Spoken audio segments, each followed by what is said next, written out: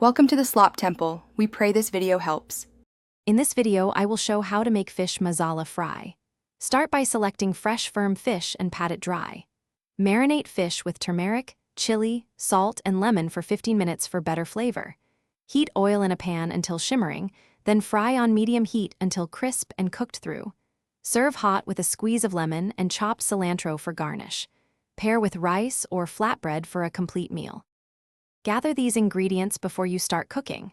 You need firm white fish like cod or tilapia, about 1 pound cut into pieces. Use spices, turmeric, chili powder, garam masala, and salt to taste. Add 1 tablespoon ginger garlic paste and juice of 1 lemon for brightness. For frying, use 3 tablespoons oil and fresh cilantro for garnish. Having everything ready makes the cooking faster. Pat the fish dry and toss with marination spices for even coating. Heat oil in a heavy pan and fry pieces until golden on each side. Do not overcrowd the pan to keep crispiness. Adjust heat to prevent burning and cook until internal flakes easily. Remove to paper towels to drain excess oil.